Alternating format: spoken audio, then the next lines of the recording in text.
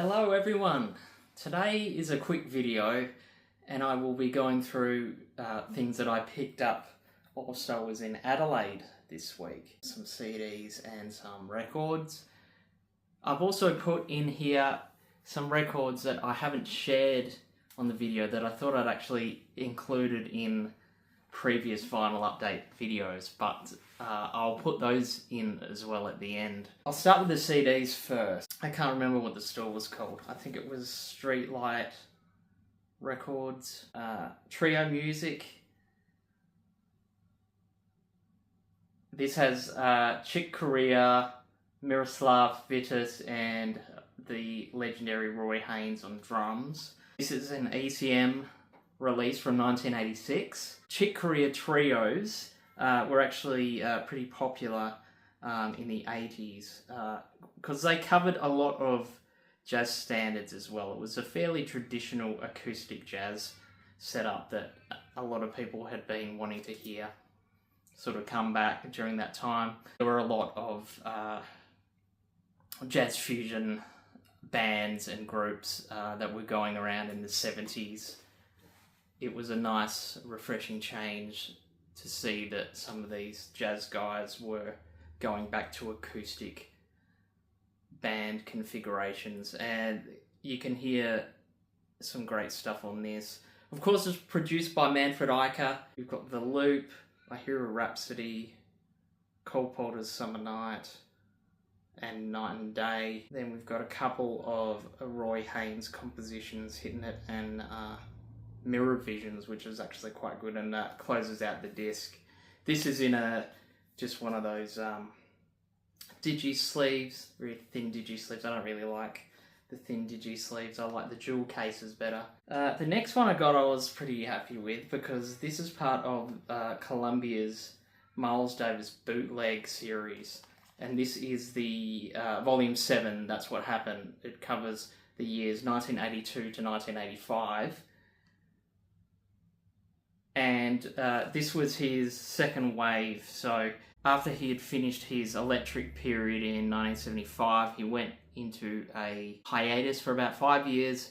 He came back and picked up from sort of where he left off with a more contemporary feel that was close to what was happening at the time in the 80s. So there was like synthesizers, there was like electric drums and stuff like that.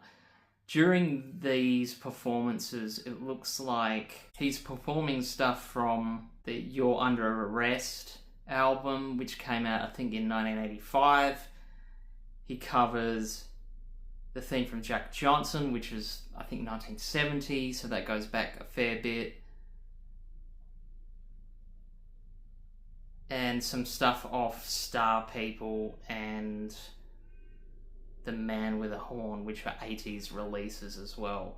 So it's 3 discs. It's pretty cool because it's got its three sleeves there. It's a pretty nice little package. And then there's a very comprehensive booklet that, geez, look at that style.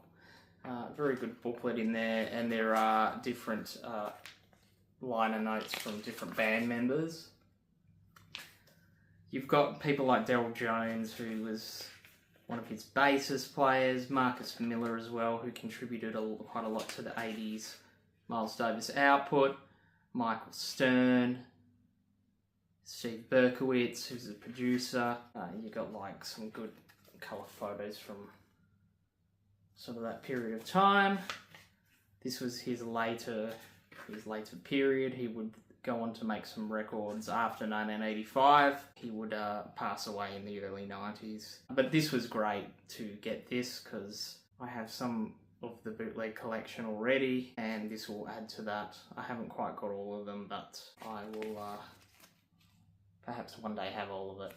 I'm probably going to collect these all on CD because I think there are vinyl versions of them, but they're ridiculously expensive and I don't really want to pay that much for them. And this is Al Di Meola, so this covers 5 albums. It covers Land of the Midnight Sun, Elegant Gypsy, Casino, which is actually my favourite, Splendido Hotel, and Electric Rendezvous. So a period of time for him which was pretty furtive and like similar to the Miles Davis box set, but inside you've got little sleeve replicas of the albums. They don't open up, they're just single sleeves. I actually really like his album covers. Elegant Gypsy, yeah. And he looks pretty suave. He's sort of got likes that gypsy there. He's very intrigued. It looks like he's actively listening to what she has to say, which is quite good, progressive for the mid-70s. This is probably my favourite album cover, just because of how ridiculous it is. He is in one of those chairs. There's a phone there. He's got roulette. He's got roulette going on here, and then for some reason he's just like at the casino, and he's brought along his classical guitar and his Les Paul. I'm not too sure why he's done that, but nonetheless, it's pretty damn cool. He's a pretty cool guy. He's a great guitar player. Really good. Really nice technique. What have we got here? Splendido Hotel. There's always some seductive element to his music. You know, there's always like a lady or something in the cover, front or back cover. This is quite good as well. I actually haven't heard Electric Rendezvous. This is actually a terrible album cover, but in my view. But Electric Rendezvous. They shrink down the writing, so it's hard to see alumni. So you got Jan Hammer keyboards, you got Steve Gadd, Anthony Jackson, Mingo Lewis, Philippe Sacy, I've said that wrong, and Paco de Lucia. Paco de Lucia is a great guitar player as well. Children of Forever by Stan Clark. So Children of Forever, I actually thought this was a Return to Forever album when I saw it in the rack, and it does. It has some crossover with it. The musicians are Chick Corea, Andy Bay, Dee Dee Bridgewater. Dee Dee Bridgewater is fantastic. Lenny Wyatt, Pat Martino, and Arthur Webb. Stacked album. Produced by Chick Corea. And the first one I got was Blood and Chocolate by Elvis Costello and the the Attractions. I always get his backing band wrong. I actually really like some of these modern art album covers. And the lineup is Pete Thomas, Bruce Thomas, Steve Neve, and of course Elvis Costello. Produced by Nick Lowe and Colin Fairley. It's very interesting. It's 1986, so it's the year I was born. So it's an interesting album in that Elvis Costello wanted to have a fairly rough, kind of off-the-cuff, raw album. He actually manages to execute that really well. The one that most people would know of this is I Want You, which is one of his best songs. I Hope You're Happy Now's a great song. Next Time Around, Battered Old Bird is good. Quite good. And we've got the inner sleeve there, the classic Blue Note series. So this is Donald Byrd, Places and Spaces.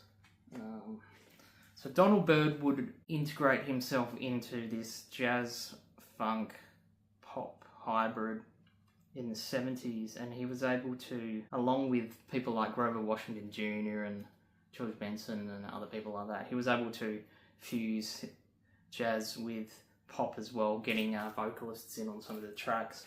And it works to great effect because you've got like Change, Makes You Want to Hustle, Wind Parade, Dominoes, which is probably his best song, Places and Spaces, You and Music, Night Whistler, Just My Imagination. This is still in shrink wrap, so I don't know how good this will sort of come across on on video, but copied the original inner sleeve from the original. This is 180 gram, not that that matters. I don't put really much weight into the, there we go, much weight into the 180 gram heaviness of the vinyl thing. I think that is a little bit of a marketing gimmick to me. But yeah, this is great. This is really good. Recorded at the Sound Factory 1975. Excuse me. We've got here part of the BYG Actuel series of the 70s. Pretty infamous sub-label that BYG put out in the 70s. They had commissioned a lot of recordings by American jazz artists as well as European jazz artists. This label wanted to get American jazz artists over to France to do either live recordings or free improvisation recordings. Clifford Thornton was one of these. This is volume 23 of that, and with him features Archie Shepp, Arthur Jones, Sonny Murray, Gresham Munker III, Dave Burrell, Earl Freeman, and Bev Guerin. 1969 release. This is a 2025 reissue. It is not too hard to get. Most of these range within sort of the $80 to $100 mark for the originals, but they are always able to supply the original artwork, gatefold. These ones always operate within the free jazz world. They're always pretty out there.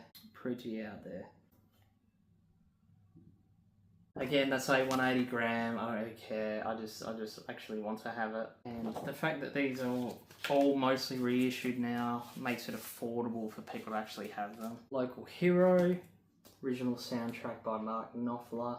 This is quite good. A big Mark Knopfler fan. It was a film directed by Bill Forsyth. And Mark Knopfler around the time of, let's say, in between, like Making Movies or Love Over Gold and the Brothers in Arms album, he was looking at going into film scores, and he did this one, The Way It Always Starts. I actually haven't seen the movie, so I don't really know anything about the movie. Alan Clark, Hal Linders, Mike Brecker of the amazing Brecker Brothers on sax, Mike Mainieri vibes, Jerry Rafferty of Baker Street fame, he appears, Neil Jason, Tony Levin from King Crimson, John Isley, Eddie Gomez on bass, Steve Jordan, Terry Williams, and then it says here the Acetones. Now, I don't know, that might be a band that is in this movie, like a fictional band in this film, I'm not too sure. Could you please comment on that and just tell me if that's right or not? Or if the Acetones were just a band that appeared on this album.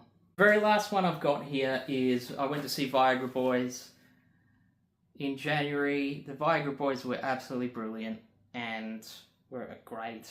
The Support private function played one of their very last gigs. They would play as a band, and I'm quite sad to see the calibre of Private Function actually pulling out of the music industry, and their disillusionment with the Australian music industry, as they've said. But I wanted to get this because you know they're quite good. Sticker in here, got a little magnifying glass. I don't know if you can. It's a bit hard to see here, but basically it's just so you can see like the smaller parts on the album cover, which is a pretty cool concept. A lot of high energy. This band is high energy. You know, they've always been great. I've seen them a couple of times, as you would expect. Just uncouth Aussie punk rock, social and political commentary. They were around for a while. That is the latest Vinyl Finds. I will see you probably next week with another video coming up. Comment what you think about these, especially about some of the things that I asked in there, and like and subscribe, and I will see you in the next one.